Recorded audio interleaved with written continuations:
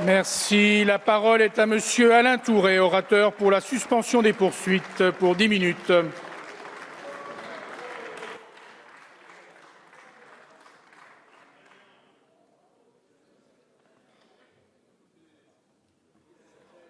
Monsieur le Président, Monsieur le Ministre, Monsieur le rapporteur, je suis là pour des principes. Je suis là pour des principes en tant que député de gauche qui va apporter son soutien à la proposition de M. Guénaud.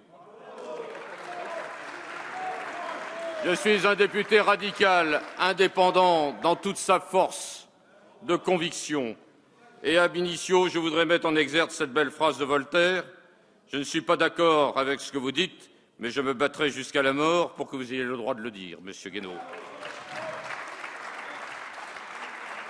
Le 21 mars 2013, le juge d'instruction Gentil du tribunal de grande instance de Bordeaux mettait en examen l'ancien chef de l'État, Nicolas Sarkozy, du chef d'abus de faiblesse à l'encontre de Madame Bettencourt, délit puni de 3 ans d'emprisonnement et de 375 000 € d'amende. Le député des Yvelines, notre collègue Henri Guénaud, ancien collaborateur du président, contestait cette décision à 3 reprises au mois de mars 2013. Le 22 mars 2013, sur Europe 1, il parlait d'une décision grotesque et irresponsable qui salissait l'honneur d'un homme. Je conteste, disait-il, de façon dont il a fait son travail. Je la trouve indigne. Il a déshonoré un homme, il a déshonoré la justice. Le 25 mars 2013, sur France 2, il soutenait à nouveau que le juge dans cette affaire avait déshonoré la justice. Le 28 mars 2013, sur BFM TV, Henri Guénaud répétait ses accusations. Cette décision, disait-il, salit la France, puisque cet homme, à savoir Nicolas Sarkozy, a incarné la France sur la scène du monde pendant 5 années.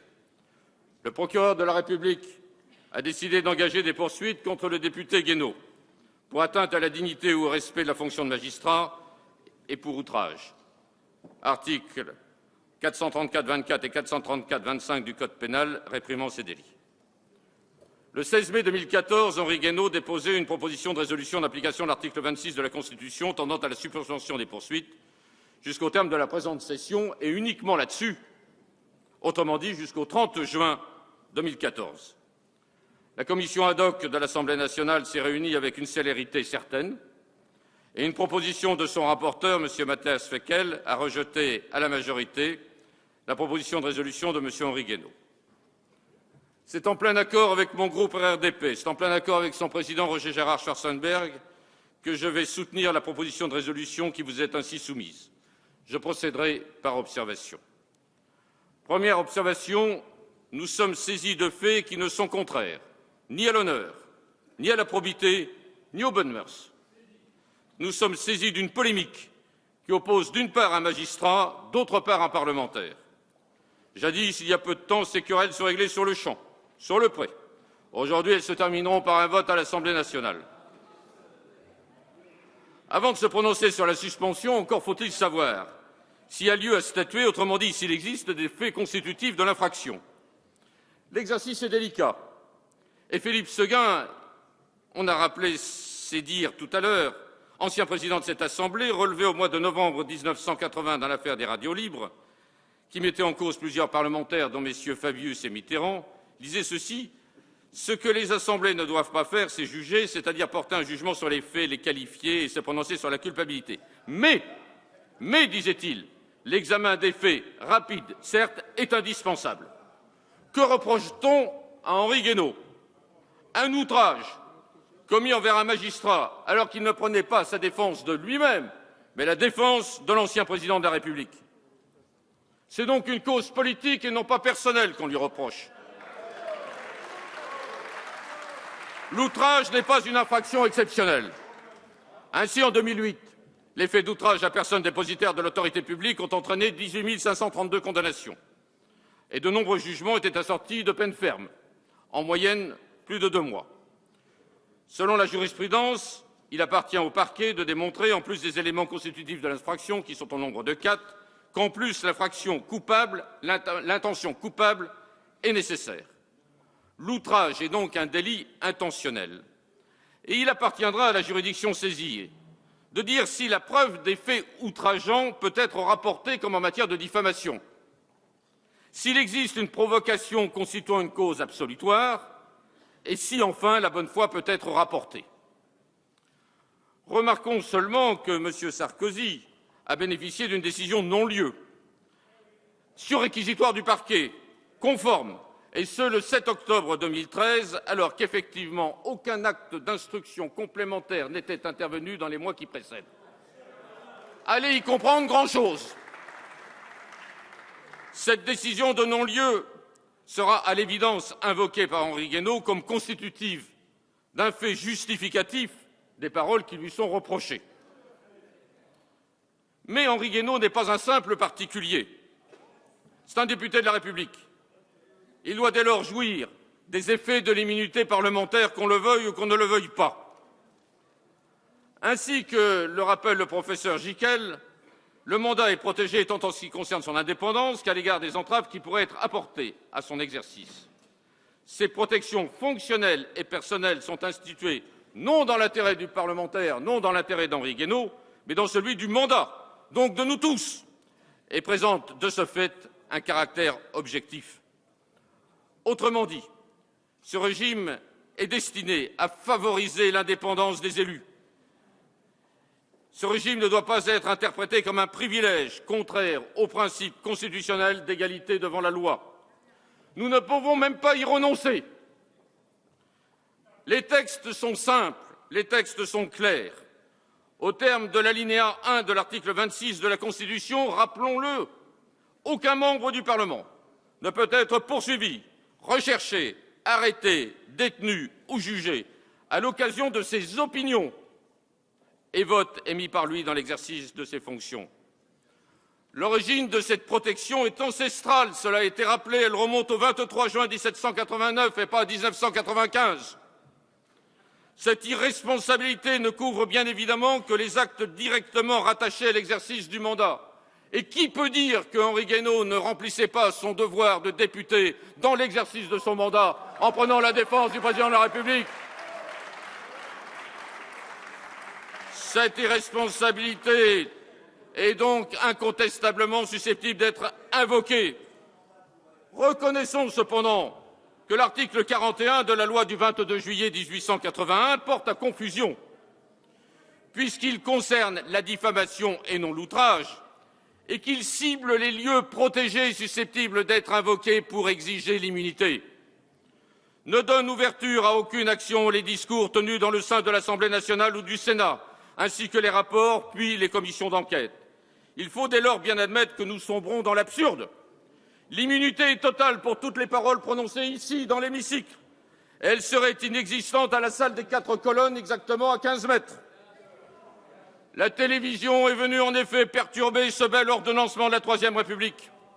Aujourd'hui, les propos proférés par hypothèse outrageants sont diffusés dans tous les foyers de France. Nous tombons dans l'absurde, mes chers collègues, et il n'est pas interdit de s'en sortir en affirmant que les opinions émises par un parlementaire, lorsqu'elles sont politiques, ne peuvent faire l'objet d'aucune poursuite, quel que soit le lieu où elles sont exprimées. Et c'est en cela que votre décision sera d'importance, car sinon vous bâillonnerez, et vous-même, et nous tous. Nous pouvons, nous devons rappeler avec force que l'immunité dont jouit un parlementaire pour ses propos est le fondement même de la République. Sans liberté de blâmer, il n'est pas d'éloge flatteur, rappelle tous les jours Le Figaro. Plus les parlementaires seront indépendants, plus ils seront forts, et alors nous serons entendus par le pouvoir exécutif qui nous méprise, et alors nous serons respectés par l'autorité judiciaire. Faut-il toujours s'exprimer comme des professeurs de droit, dans le respect scrupuleux de la modération juridique, au risque de ne plus être compris de nos électeurs, cher Roger Gérard? Je revendique donc pour Henri Guénaud le droit à l'outrance. Je revendique donc pour Henri Guénaud le droit à la provocation. Je revendique donc pour Henri Guénaud le droit à la polémique. Ce n'est pas parce qu'Henri Guénaud est insupportable pour ses amis qu'il faut le victimiser.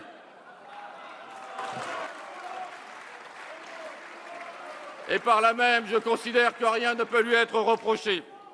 Mais qu'en est-il de la seule demande dont vous êtes saisi, à savoir la suspension des poursuites pendant la session parlementaire? La tradition parlementaire veut qu'on y fasse droit, cela a toujours été le cas sous la 4e République. Cela a toujours été le cas sous la Ve République. Une seule exception sous la Troisième République, le 1er décembre 1922. Elle concernait Marcel Cachin, qui était poursuivi pour propagande anarchiste. Henri Guénaud n'est pas un anarchiste. Et l'on voudrait rompre avec cette tradition qui a valeur de consensus républicain. Au demeurant, cette suspension ne préjuge de rien.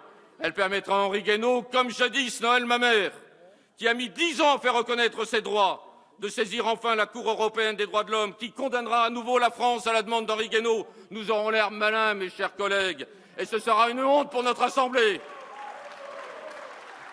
La Cour européenne des droits de l'homme a reconnu pour Noël Mamère le droit à l'exagération. Elle a reconnu pour Noël Mamère le droit au caractère immodéré de ses propos. Au demeurant, y a-t-il urgence? À l'évidence, non, puisque les faits remontent au mois de mars 2013. Selon la commission ad hoc, la suspension des poursuites créerait un trouble à l'ordre public. Cher Mathias Fekl, faire droit à la demande Guénaud, selon vous, ajouterait à la profonde crise que connaît le pays. Cette référence à l'ordre public est insupportable. Elle a permis aux juges d'instruction d'incarcérer des milliers d'individus au détriment du principe de la présomption d'innocence. Je le dis avec force, rejeter la demande d'Henri Guénaud est une faute politique, une faute contre la démocratie parlementaire. Invoquer l'ordre public pour justifier cette faute est une lourde erreur. C'est tout d'abord porter atteinte aux droits de l'opposition, car une telle mesure ne pourrait être prise qu'à l'unanimité, faute de quoi c'est bâillonner en la matière les membres de l'opposition. Comment peut-on admettre de priver un député de l'exercice de sa fonction parlementaire? Vous dites que ça ne changerait rien, mais si, car tout le temps qu'il passe à sa défense, il ne peut le consacrer à son activité de parlementaire. En novembre 1980, écoutez-le, en novembre 1980, Philippe Séguin ne s'y est pas trompé. Il vous faut conclure, chers collègues. Je termine. Il a demandé et obtenu la suspension des poursuites menées contre Laurent Fabius. Il a demandé et obtenu la suspension des poursuites menées contre François Mitterrand dans l'affaire des radios libres. Il fut entendu par une majorité de droite. Et aujourd'hui, une majorité de gauche s'opposerait à cette liberté élémentaire. Alors réveillez-vous, mes chers collègues. Il convient donc de faire droit à la demande de suspension des poursuites jusqu'à la fin de la session présentée par Henri Guénaud.